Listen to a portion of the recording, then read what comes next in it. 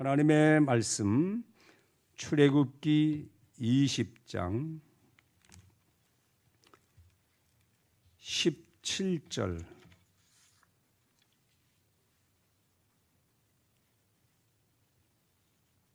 한 절입니다. 같이 읽겠습니다. 내 이웃의 집을 탐내지 말라. 내 이웃의 아내나 그의 남종이나 그의 여종이나 그의 소나 그의 나귀나 무릇 내 이웃의 소유를 탐내지 말라. 아멘. 곁에 계신 분들하고 한 번 더 인사하실까요? 잘 오셨습니다. 오늘 받으세요. 드디어 오늘 십계명 가운데 맨 마지막 10번째 계명을 나누게 됐습니다. 이 10번째 계명은 좀 특별한 그런 의미를 가지고 있습니다. 1계명부터 9계명까지는 보이는 계명이에요. 살인하지 말라, 도둑질하지 말라 등등. 그러나 이 10번째 계명은 보이지 않는 계명입니다. 그런 특징이 있고 또 1부터 9계명까지는 행동을 중심으로 하는 계명이에요. 그러나 10번째 계명은 보이지 않는 마음을 중심으로 한 마음과 관련된 그런 계명입니다.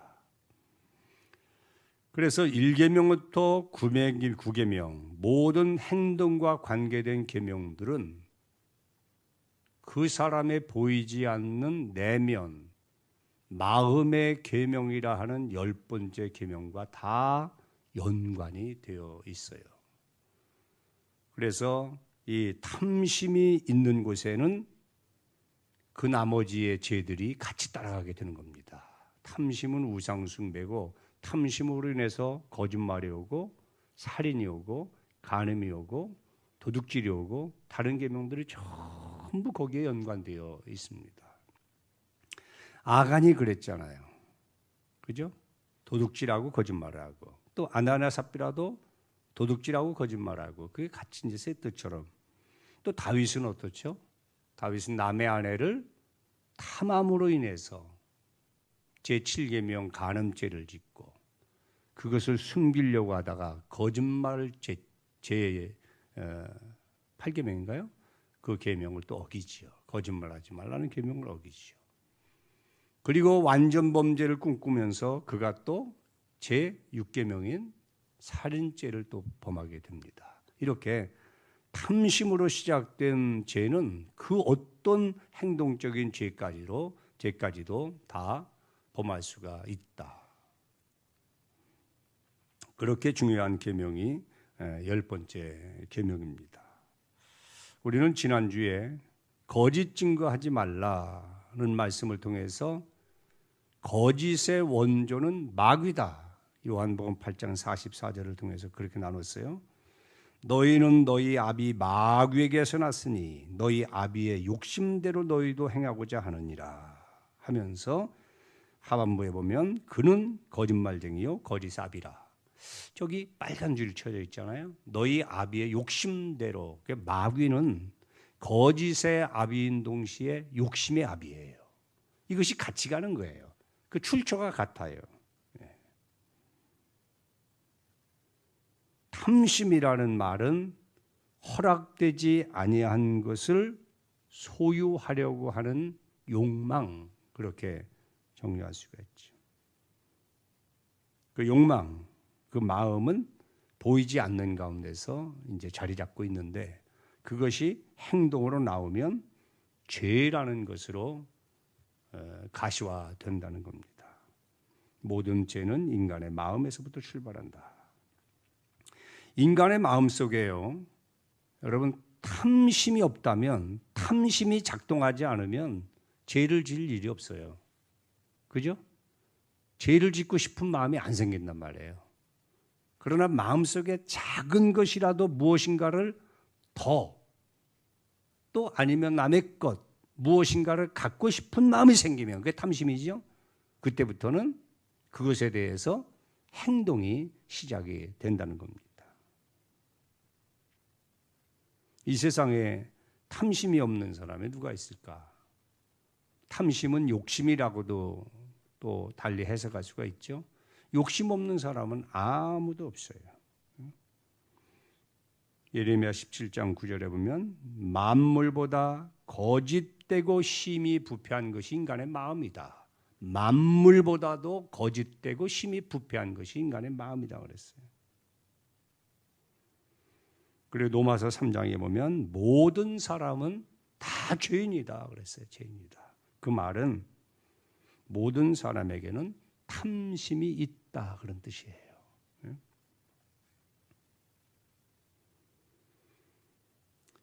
분야는 다르죠. 분야는 다르지만 모든 사람이 탐심을 가지고 있어요. 어떤 사람은 돈 욕심, 어떤 사람은 차 욕심, 어떤 사람은 집 욕심, 어떤 사람은 또 커피 욕심, 밥 욕심이 있는 사람도 있어요.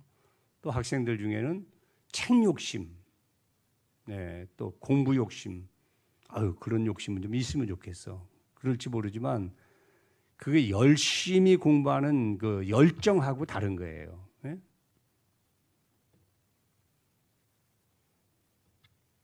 부정적인 의미로 그런 욕심도 있고 또 신령한 은사지만 은사에 대한 욕심도 있어요. 사랑에 대한 욕심도 있어요. 이게 질투죠. 또 사람에 대한 욕심이에요. 모든 사람이 자기 편이 돼야 돼. 자기 친구가 되어줘야 돼. 그것도 욕심에서 나오는 거거든요. 허락되지 아니한 것을 내 것으로 삼으려고 하는 욕망이 우리 안에 계속해서 꿈틀거리고 있습니다. 그런데 중요한 것은 그런 탐심과 탐욕과 욕심의 배후에는 누가 있다고요? 마귀가 있다는 걸 우리가 알아야 돼요.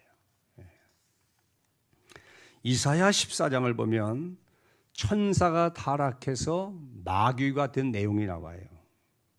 자, 12절 너 아침의 아들 계명성이여 어찌 그리 하늘에서 떨어졌으며 너 열국을 엎은 자여 어찌 그리 땅에서 찍혔는고 네가 내 마음에 이르기를 내가 하늘에 올라 하늘의 하나님의 뭇별 위에 내 자리를 높이리라 내가 북극 지폐의 산 위에 앉으리라 가장 높은 구름에 올라가 지극히 높은 이와 같아지리라.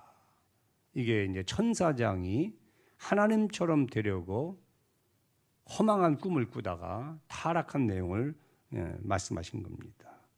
15절 그러나 이제 내가 스올 곧 구덩이 이게 이제 무정행이죠. 무정행 맨 밑에 떨어짐을 당하리로다. 하나님이 정해주신 포지션이 있는데 그 포지션을 떠나서 하나님처럼 되려고 하다가 타락했단 말입니다. 타락해서 무적행에 던져졌는데 무적행이라는 말은 바닥이 닿지 않는 웅덩이를 말하잖아요. 아무리 내려가도 바닥이 안 닿아. 예? 그렇게 높아지려고 하는 욕망 때문에 바닥이 닿지 않는 무적행에 던져졌다. 그것이 마귀예요. 또 신약의 유다서 1장 6절에서는 또 자기 무엇을? 지위. 이것도 포지션이잖아요. 포지션을 지키지 아니하고 자기 처소를 떠난 천사들을 큰 환난의 날에 심판까지 영원한 결박으로 흑암에 가두셨다. 마귀는 그 버릇을 버리지 못하고 아담과 하와를 찾아와 가지고 내가 선악과를 따먹게 되면 눈이 밝아져서 하나님처럼 된다. 하나님처럼. 그러면 선과 악을 그동안은 하나님이 분간해 주셨지만 판단해 주셨지만 이제는 네 마음이 네 생각대로 선과 악을 다스릴 수가 있어. 그러면 하나님이 필요 없다는 얘기죠. 그렇게 미혹을 했고 그 미혹에 빠져서 인간은 이제 타락을 하게 된 겁니다. 마귀는 지금도 사람들을 꿰는 그 작업을 계속하고 있어요. 보이지는 않죠. 그러나 마귀가 침투하지 못하는 공간은 한 점도 없어요. 특별히 우리 마음, 보이지 않는 마음, 보이지 않는 생각, 보이지 않는 정신 이것을 강력한 힘을 가지고 치고 들어와 가지고 그 좋은 마음, 생각, 정신세계를 혼란하게 만들죠. 하나님이 허락해 주신 것에 대하여 감사하지도 못하게 하고 만족하지도 못하게 하면서 계속해서 욕심을 부리도록 우리 마음을 자극하고, 또 어느 때는 하나님이 금하신 게 있잖아요. 금하신 것까지도 내 것으로 삼으라고 계속해서 우리의 손목을 잡아 끌고 있습니다. 이 탐심과 관계된 성경 구절이 참 많은데요. 오늘 본문 다시 한번 볼게요. 출애굽기 20장 17절, 내 이웃의 집을 탐내지 말라. 네 이웃의 아내나 그의 남종이나 그의 여종이나 그의 소나 그의 낙이나 물은 네 이웃의 소유를 탐내지 말라. 여기 보면 시작도 탐내지 말라, 끝도 한 절 속에 탐내지 말라는 말이 시작과 끝에 다 들어있어요. 강조하는 거죠. 그러면서 정말 중요한 것은 이웃의 아내, 그의 남종, 그의 여종, 그의 소, 그의 나귀, 그의 모든 소유를 탐내지 말라. 이것은 하나님이 허락하신 범위가 있다는 거잖아요. 그것을 벗어나서 남의 소유가 된 것을 내 것으로 만들려고 하지 말아라. 그건 하나님의 법에 위반된다, 그렇게 말씀하시죠. 시편 106편 14절에 보면 광야에서 욕심을 크게 내며 사막에서 하나님을 시험하였도다. 이스라엘 백성들이 광야길을 가면서 이렇게 살았다는 거예요. 광야에서 욕심낼 게 뭐 있습니까? 그냥 주는 거 먹고 인도하시는 대로 가면 되는데 거기서도 욕심을 냈다. 이건 무슨 말이죠? 욕심낼 이유가 없고 욕심낼 환경이 아닌 데서도 인간은 욕심을 낸다는 거예요. 그것을 하나님이 지적하신 거예요. 그러면서 하나님을 시험했다. 얼마나 하나님이 참으시나, 얼마나 긍휼 베푸시나, 얼마나 인내하시는가, 그 하나님을 시험했다는 거죠. 누가복음 12장 15절 같이 보겠습니다.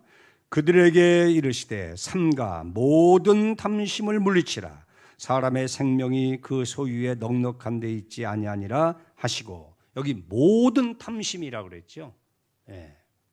다양성, 어느 것이나 다 욕심이 개입될 수가 있다는 거예요. 그것을 너희가 그런 마음이 들어올 때 어떻게 하라? 물리치라는 거죠. 그 마음이 자리 잡지 못하도록 물리치라는 거예요. 물리치라. 왜? 사람의 생명이 그 소유에 넉넉한 데 있는 게 아니야. 골로새서 3장 5절, 그러므로 땅에 있는 지체를 죽이라. 곧 음란, 부정, 사욕, 악한 정욕과 탐심이니, 탐심은 뭐예요? 우상숭배니라. 우상을 만드는 사람들의 특징은 자기를 위하여 우상을 만드는 거예요. 하나님을 위한 우상이 아닙니다. 자기의 그 무엇인가를 위해서 우상을 만드는 거예요. 그러니까 우상숭배는 탐심이고 탐심은 우상숭배가 되는 겁니다. 또 하나의 하나님을 두고 사는 거죠. 갈라디아서 5장 24절 같이 봅니다. 그리스도 예수의 사람들은 육체와 함께 그 정욕과 탐심을 십자가에 못 박았느니라. 십자가에 못 박힌 것이 뭐냐 이거야. 우리의 정욕과, 정욕도 욕심이죠, 탐심이라는 거죠. 탐심. 그것 때문에 예수님이 죽으셨고, 아니 그것 때문에 인간이 타락했고, 그것 때문에 범죄했고, 그것 때문에 지옥 가게 됐는데, 그것 때문에 예수님이 십자가에 죽으셨다는 거예요. 그런데 우리가 다시금 살아나서 정욕과 탐심을 품고 산다면 십자가에 역행하는 거라는 겁니다. 베드로후서 2장 3절, 그들이 탐심으로써 지어낸 말을 가지고 너희로 이득을 삼으니 그들의 심판은 옛적부터 지체하지 아니하며 그들의 멸망을 잠들지 아니하느니라. 탐심으로 만들어낸 말들은 계속해서 문제를 야기시킨다. 우리가 잘 아는 말씀, 야고보서 1장 14절 같이 읽겠습니다. 오직 각 사람이 시험을 받는 것은 자기의 욕심에 끌려 미혹됨이니 욕심이 잉태한즉 죄를 낳고 죄가 장성한즉 사망을 낳느니라. 여러분, 사기당하는 사람들이 왜 사기당하죠? 욕심 때문에 당하는 겁니다. 10,000원 투자해서 100만 원 얻는다고 하니까 혹해서 그런 일은 없어요. 그 있어도 이상한 거예요. 하나님이 기뻐하지 않아요. 합리적이지 아니한, 이성적이지 아니한, 성경적이지 아니한 그런 방법을 가지고 우리에게 접근해서 욕심을 자극하게 만들고 욕심으로 인해서 죄를 꾸미게 만들고 그리고 죄를 실행하게 만들거든요.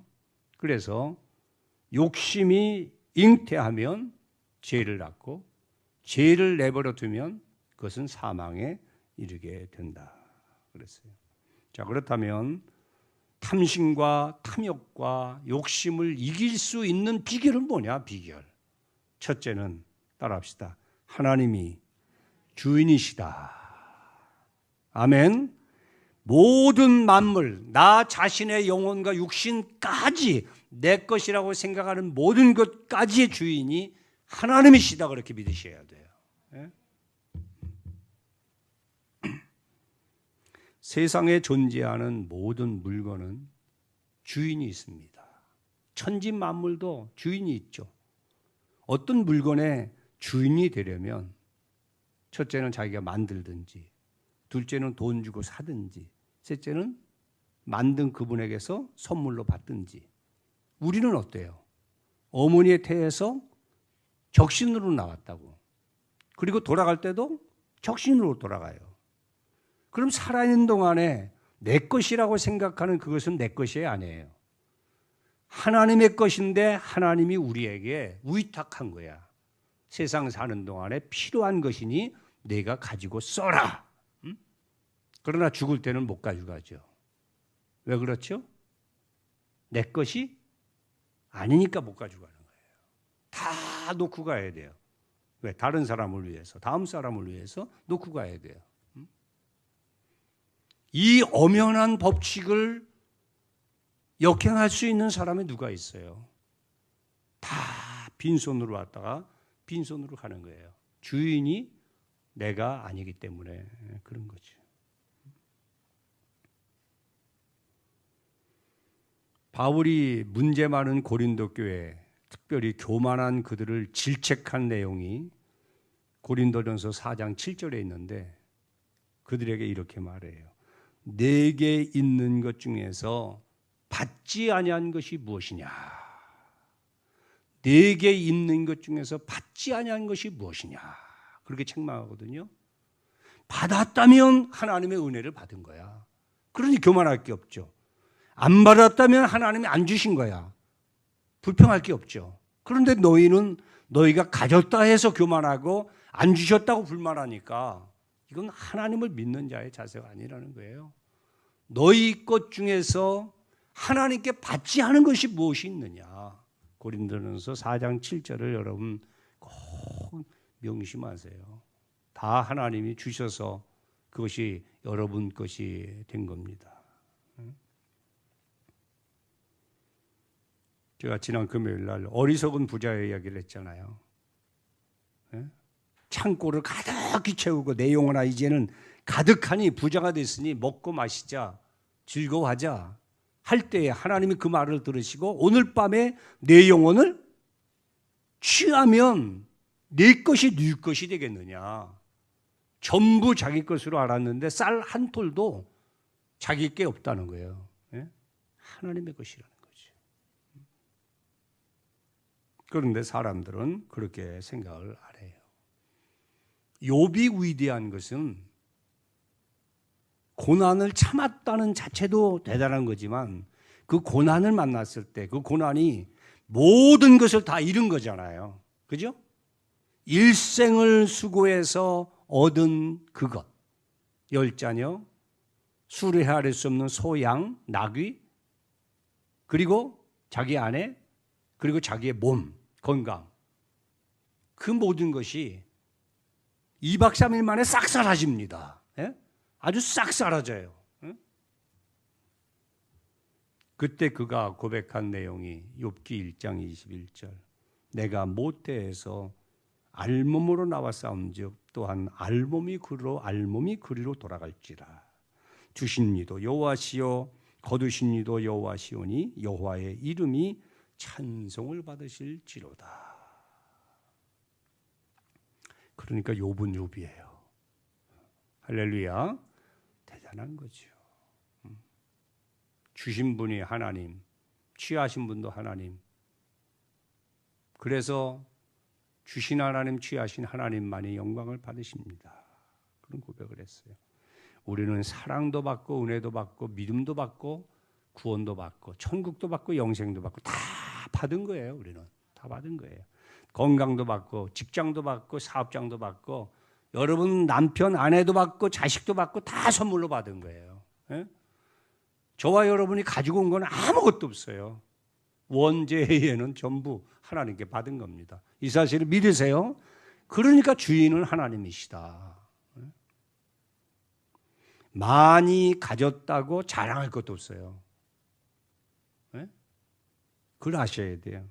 누가복음 12장 48절도 꼭 한번 상고해 보세요. 따라합시다. 무릇 많이 받은 자에게는 많이 요구할 것이요 많이 맡은 자에게는 많이 달라 할 것이니라. 많이 받으려고 애쓰지 마세요. 감당은 할 수 있습니까? 주신 분의 목적 따라 감당을 할 수 있어요? 그게 준비되지 않으면 많은 것을 받으면 실수하고 범죄하고 타락하기 쉬워요. 그분이 얼마나 알아서 오늘이라는 현실을 여러분에게 주셨겠냐고. 그걸 알아야 돼요. 그래서 두 번째는 자족하는 마음을 가져야 탐심을 이길 수가 있어요. 자족. 하나님이 허락해 주신 것으로 만족하는 마음. 허락된 것 안에서 만족하는 마음. 그것을 자족이라고 그러죠. 디모데전서 6장 6절 그러나 자족하는 마음이 있으면 경건은 큰 이익이 되느니라. 우리가 세상에 아무것도 가지고 온 것이 없음에 또한 아무것도 가지고 가지 못하리니 우리가 먹을 것과 입을 것이 있은즉 족한 줄을 알 것이라. 이걸 지족, 자족 그러죠. 9절 부하려 하는 자들은 시험과 올무와 여러 가지 어리석고 해로운 욕심에 떨어지나니 곧 사람으로 파멸과 멸망에 빠지게 하는 것이라. 그 다음 같이 읽을까요? 돈을 사랑함이 일만 악의 뿌리가 되나니 이것을 탐하는 자들은 미혹을 받아 믿음에서 떠나 많은 근심으로서 자기를 찔렀도다. 돈 욕심 부리면 탐심의 죄에 빠지고 믿음을 버리게 된다는 거예요. 믿음을 버리게 된다.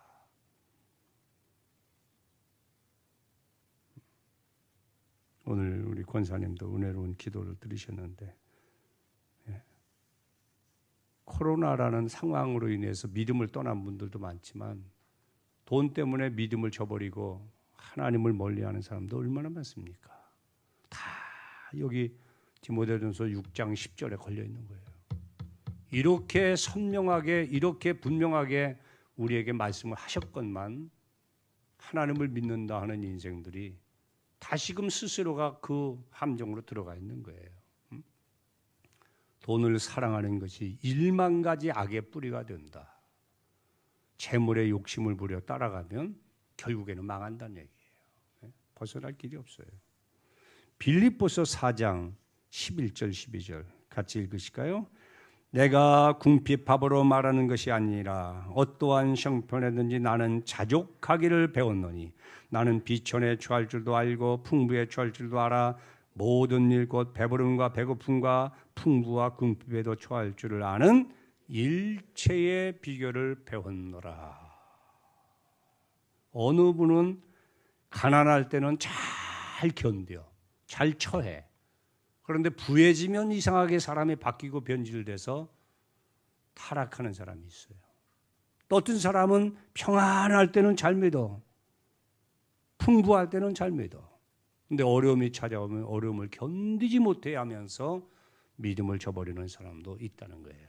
그러나 그리스도 예수의 사람들은 풍부에도 처할 줄 알고 가난에도 처할 줄 알아야 돼요.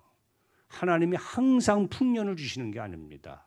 그렇다고 매일같이 흉년을 주시는 것도 아니에요. 7년 풍년, 7년 흉년, 또 그 다음에 또 풍년 이렇게 주셔요. 왜? 그런 가운데서 하나님의 은혜를 경험하게 만드시는 거죠. 그래서 그 상황에서 잘 처할 줄 알아야 되는데 그게 자족이죠. 자족. 자족.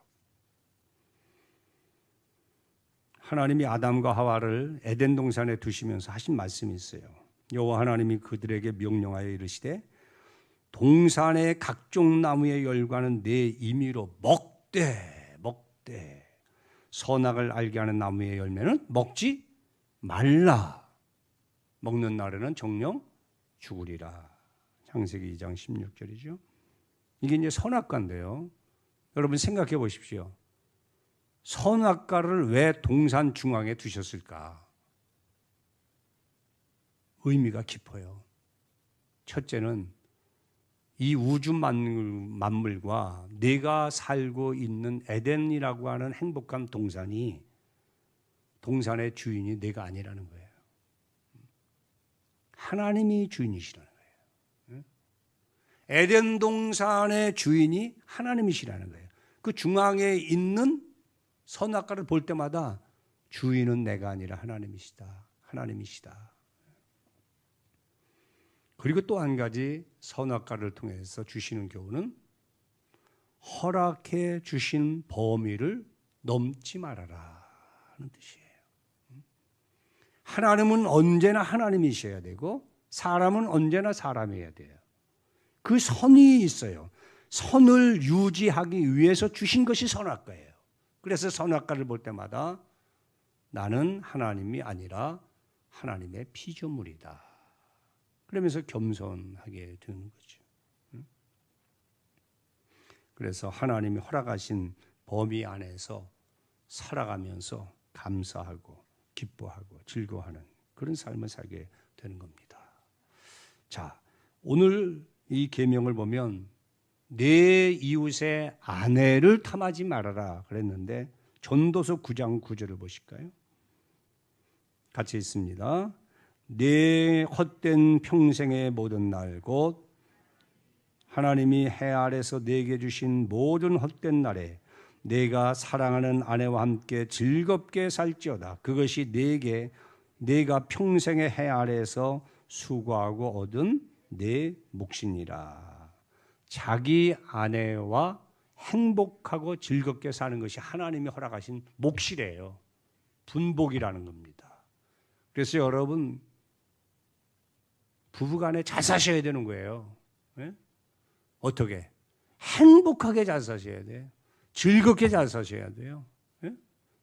그것이 수고하는 인생들에게 주신 하나님의 분복이다 그랬어요. 분복이다. 네? 이게 왜 중요하죠? 이게 깨지면 남의 아내 탐하거든. 남의 남편 탐하게 된단 말이에요. 나에게 허락하신 그 아내로 인해서 만족하고 즐겁게 살아야 돼요.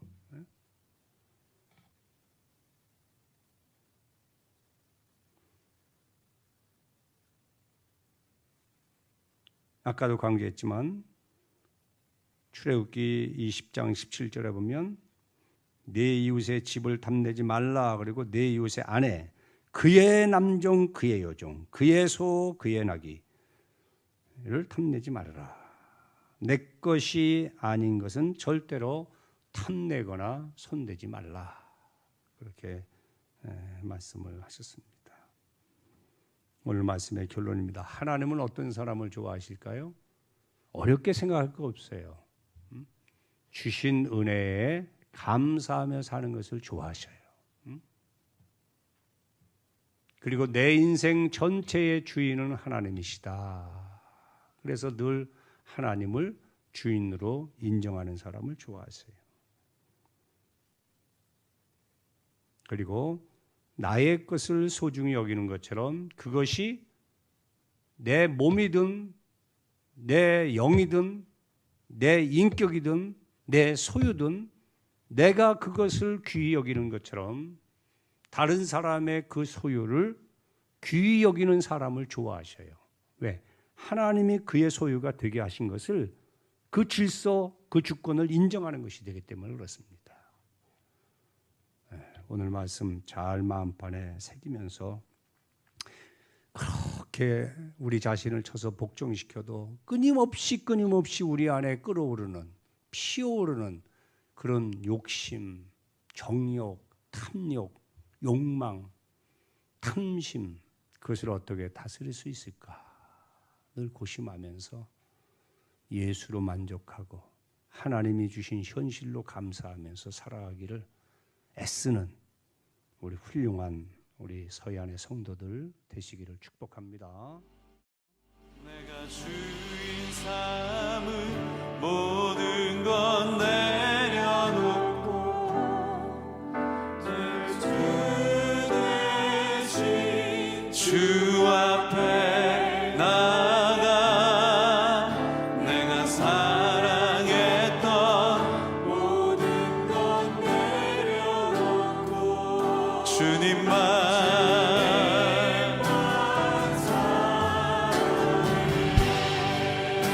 주인 삼은 모든 건 내려놓고 내 주 대신 주 앞에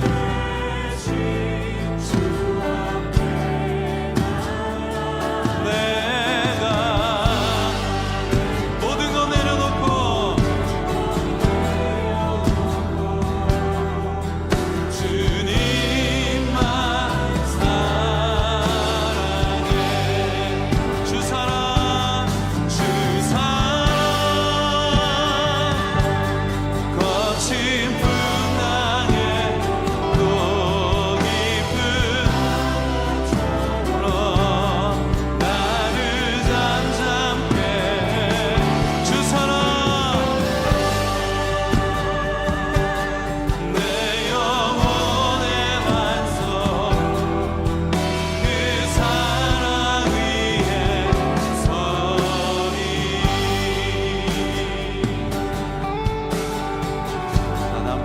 주인 삼은 모든 것 내가 주인